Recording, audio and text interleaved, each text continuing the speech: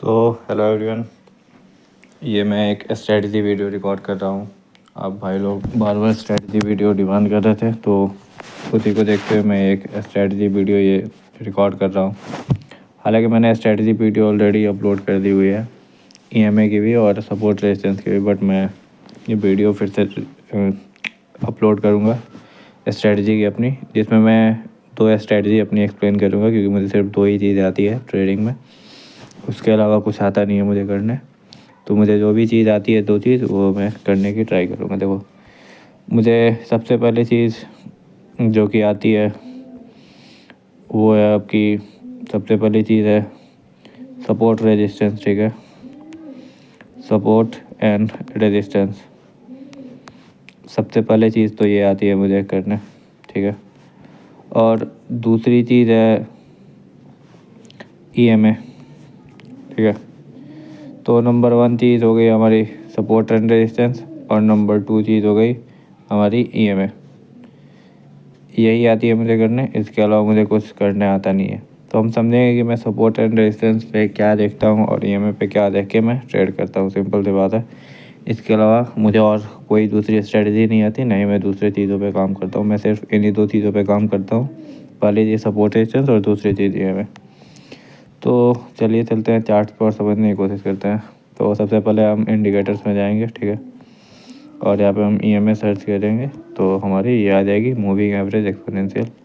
इसको सेलेक्ट कर लेंगे और दो ईएमए हम यूज़ कर, पहली ईएमए हो जाती है हमारी 10 ईएमए और दूसरी ईएमए हो गई हमारी 20 ईएमए। हम लोग यही दो ईएमए का यूज़ करते हैं और इसी के बेसिस पे हम लोग ट्रेड लेते हैं, जो भी हमें ट्रेड लेना होता है।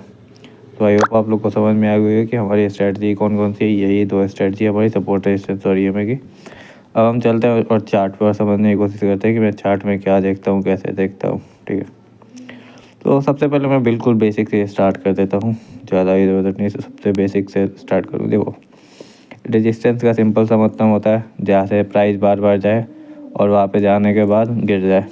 ठीक है, और सपोर्ट का मतलब होता है वैसा जगह जहाँ पे प्राइस बार बार नीचे ही हो जाए और वहाँ से जाके वापस ऊपर आ जाए।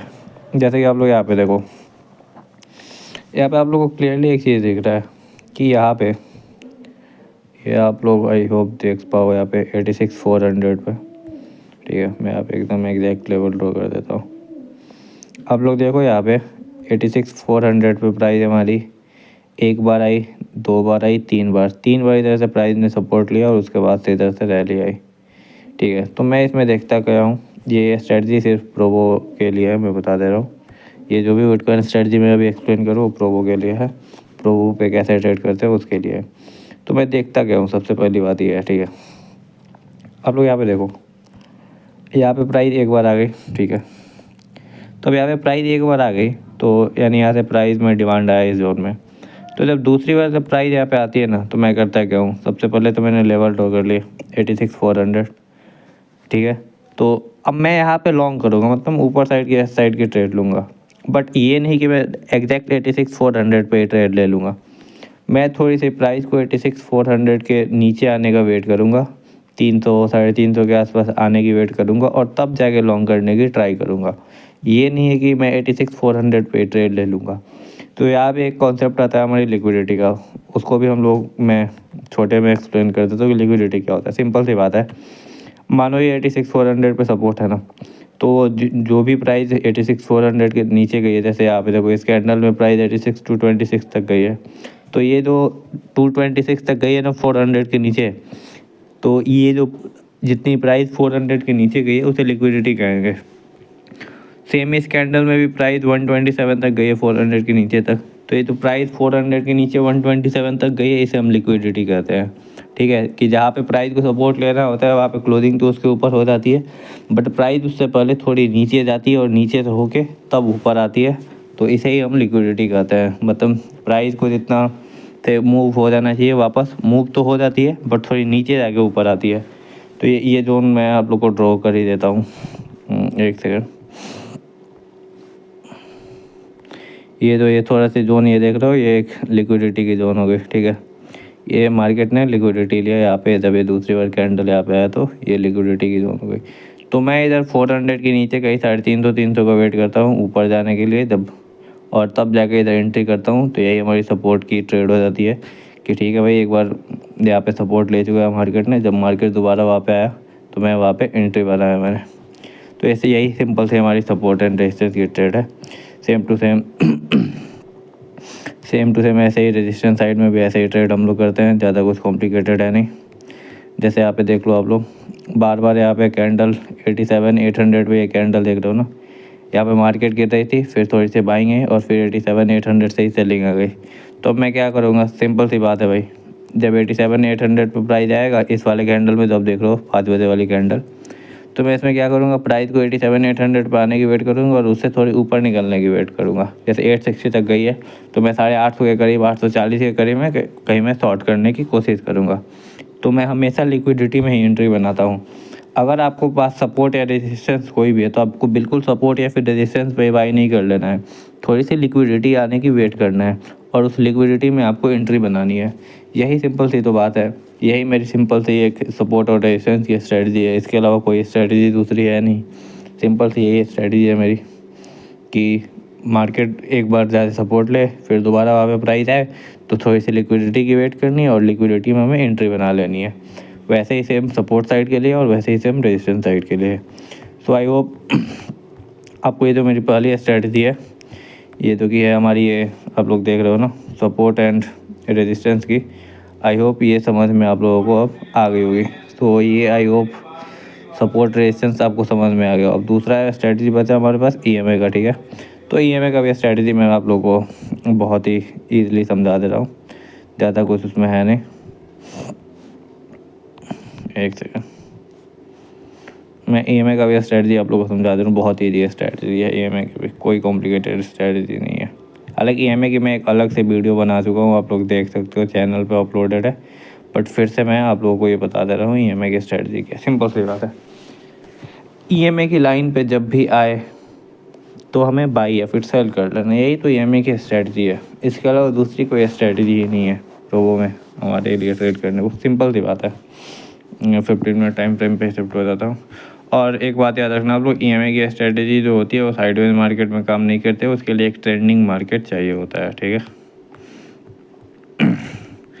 जैसे देखो मार्केट इधर से आई, यहाँ पे बाई है, सिंपल से 20 EMA पे हमने बाई कर लिया, फिर 10 EMA पे कभी बाई कर लिया। तो देखो अब आप लोग पूछ सकते हो कि मेरे पास 10 EMA और 20 EMA, अब 10 EMA पे कब लेगा और 20 EMA पे कब लेगा। देखो अब इसकी कोई फिक्स रूल नहीं है, कभी कभी मार्केट क्या होती है 10 EMA से ही सपोर्ट लेके ऊपर चली जाती है और कभी कभी 20 EMA को सपोर्ट लेके ऊपर जाती है।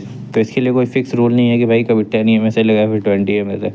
तो हम लोग नॉर्मली 10 EMA से ही ले लेते हैं कभी कभी, जब हमें लगता है कि मोमेंटम स्ट्रॉन्ग है, और कभी कभी 20 EMA का भी वेट करते हैं। तो यही सिंपल सी स्ट्रेटजी है, कुछ नहीं करना है। देखो जब 10 EMA पे है तो यहाँ पे बाई कर लेना है, फिर 20 EMA पे है तो कभी बाई कर ले। अब देखो यहाँ पे स्ट्रेटजी फेल भी होती है ना, ऐसा थोड़ी है कि इसकी एक्यूरेसी तब हमेशा 100 में 100 टाइम सही होगी। देखो यहाँ पे 10 EMA काम कर गया, बट यहाँ फिर काम नहीं किया, यहाँ पे 20 EMA काम किया, फिर यहाँ पे 10 EMA काम नहीं किया, यहाँ पे 20 EMA काम किया। तो हमें क्या स्टॉप लॉस देने भी आना चाहिए, तो उसके लिए भी हमें ज़रूरी है कि हम रिस्क रिवार्ड रेशियो को समझें। आई होप आप लोग समझ रहे होगे कि ठीक है भाई मुझे 10 EMA पे ट्रेड लेना है, फिर 20 EMA पे ट्रेड लेना है। जैसे देखो यहाँ पे 10 EMA बार बार काम किया, ये देख लो ना, यहाँ से बाइंग है 10 EMA से, फिर यहाँ से भी 10 EMA से बाइंग है, फिर यहाँ से भी, यहाँ से भी, फिर यहाँ से भी 10 EMA से बाइंग है, बट यहाँ पे 10 EMA काम नहीं किया। तो देख रहे हो ना, एक बार, दो बार, 3, 4, 5 बार 10 EMA काम आया, बट एक बार फेल भी हुआ।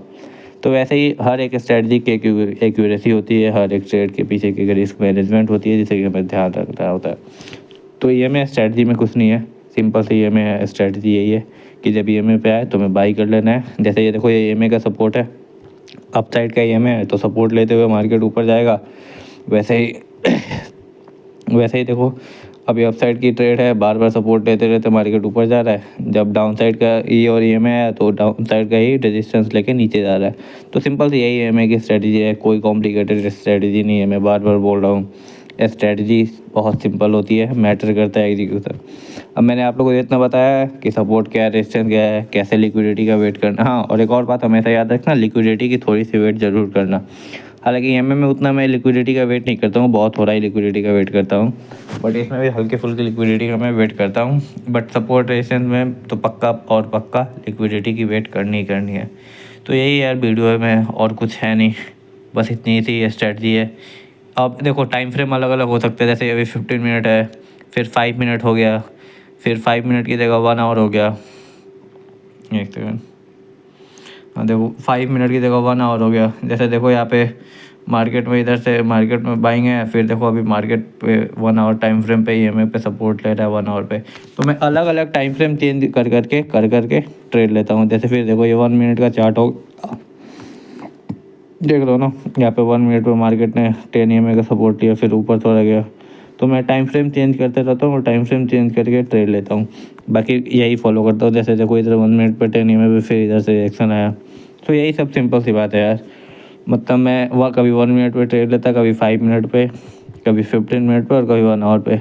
मैं आप लोगों को सजेस्ट करूँगा कि आप लोग सिर्फ और सिर्फ अभी शुरू में आप लोग नए ट्रेडर हो, जो एक्सपीरियंस है उन्हें तो ऑलरेडी आता ही होगा ट्रेड करने, बट जो भी नए लोग हैं वो सिर्फ और सिर्फ 15 मिनट और 1 आवर पे फोकस करें, क्योंकि 5 मिनट और 1 मिनट पे EMA की वगैरह से उतनी बेटर नहीं होती है।